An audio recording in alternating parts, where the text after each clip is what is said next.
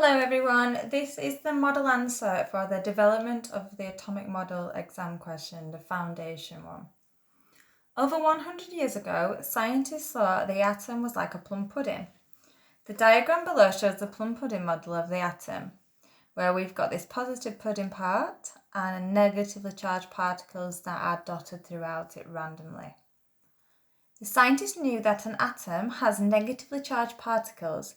They also knew that an atom has no overall charge. What did scientists conclude about the charge on the pudding part of the atom? Okay, so if it's overall neutral, it must be positive to balance that negative charge out, and it must be equal to that negative charge.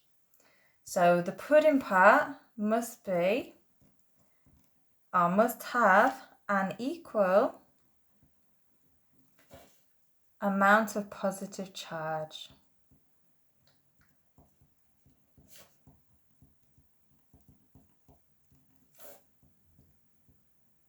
So equal amounts of the positive and negative would make the atom there overall neutral. Two scientists named Rutherford and Marsden devised an experiment to investigate the plum pudding model of the atom. The experiment involved firing alpha particles at a thin sheet of gold. The scientists measured how many of the alpha particles were scattered. Using the plum pudding model, the scientists predicted that only a few of the alpha particles would be scattered by more than 4 degrees. Over several months, more than 100,000 measurements were made. The result from this experiment caused the plum pudding model to be replaced by a new model of the atom. Explain why. Okay, so for this one, what we've got to realise is that this experiment produced results or measurements that could not be explained by this plum pudding model. So what they're saying is that the particles, only a few of them, could be scattered more than 4 degrees. So here, if this experiment is proving the plum pudding model wrong, then we can conclude that there must be a significant number of alpha particles that were scattered by more than 4 degrees. Okay, so for the first mark, a significant number of alpha particles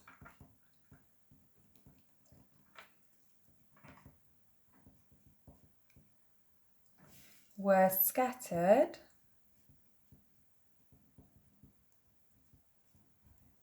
by more than 4 degrees. Okay, so for the next point, we'll then say that these results could not be explained by the plum pudding model. So we have to then find a new model to try and explain them. By the plum pudding model.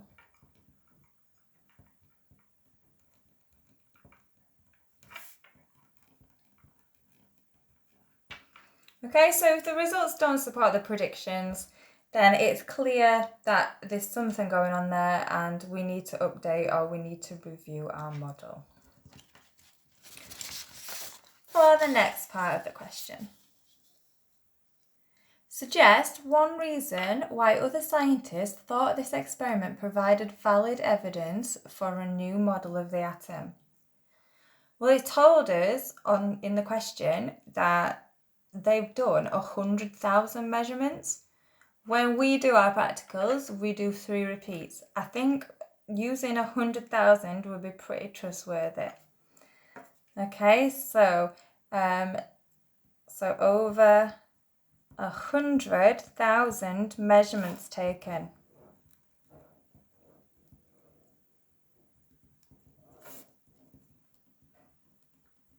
Okay, and if you're getting similar results for that huge amount of repeats or huge amount of measurements, then it's pretty clear that you're doing some quite reliable work. Rutherford and Marsden at the time were really well respected scientists. So they've done lots of important work and were respected in the scientific community. Okay. Just a bit of a note here that saying the experiment was repeated many times would not actually get you the mark. So you need to be saying that they've done a lot of measurements, and they've done those 100,000 measurements.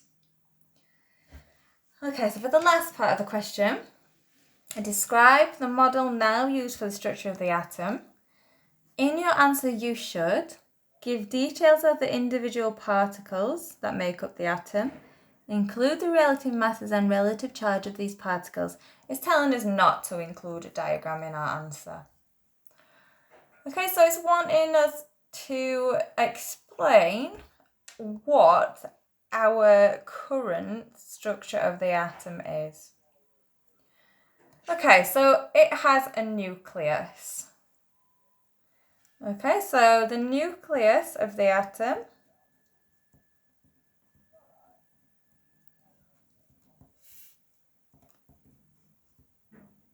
contains protons and neutrons.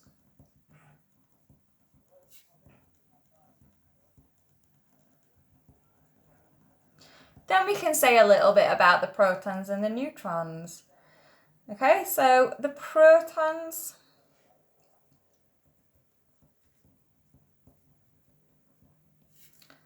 have got mass equal to 1 and charge, P for positive, P for proton, is +1. Okay, and then their location is within the nucleus. Then we can say something about the neutrons. Okay, the neutrons have also got a relative mass of 1, and their charge is 0, so neutral, no charge. So that's our nucleus, and then what we can say is that the nucleus is actually quite a small part of the atom, because most of the atom is empty space.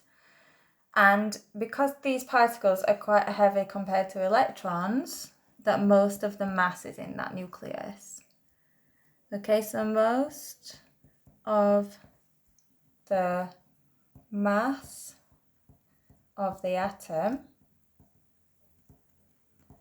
is concentrated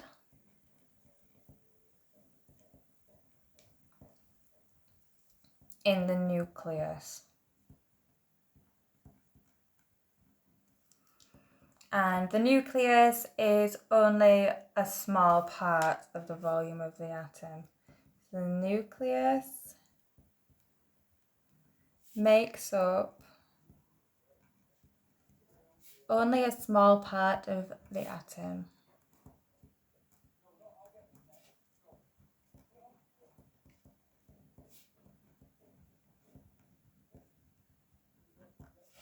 Okay, so there I've started in the centre of my atom, the atom that I'm picturing in my head, and I've got my nucleus, and I've explained the protons and the neutrons, give a bit of information about them. Then I'm starting to work my way out from the centre. So I know that the centre is going to be quite concentrated, most of the mass is there, and it's only a very small part of the atom. So carrying on from that, most of the atom is empty space.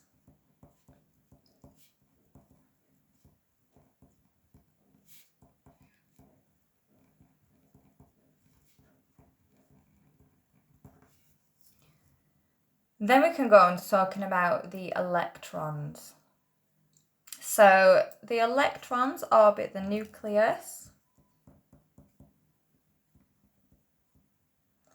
They orbit quite far from it, so there's quite distance from the nucleus. So electrons orbit at a relatively large distance from the nucleus.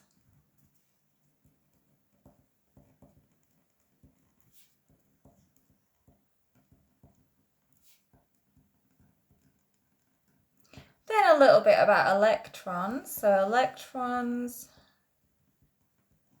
their mass is really tiny. It's actually 1/2000th of a proton or neutron. We can call this negligible. So we don't count it. It's so tiny that we don't count it. It doesn't really contribute to the overall mass of the atom because it's so small. And then for the last bit, we now know that electrons are found in shells.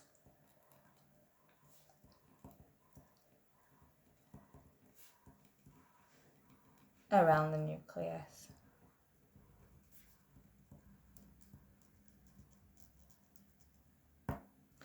So there I've got a nice answer. I've got details of the individual particles that make up the atom. I've also got the relative masses and relative charges on these particles like it told me to put in here. So just double checking that I've got everything in that I need to have in there. Okay guys, well done for doing that question. I know sometimes 6 mark questions can be a little bit tricky, but hopefully you've had a good go at that and you've got majority right. Please let me know if you've got any problems, email me and I'll get back to you. Thanks.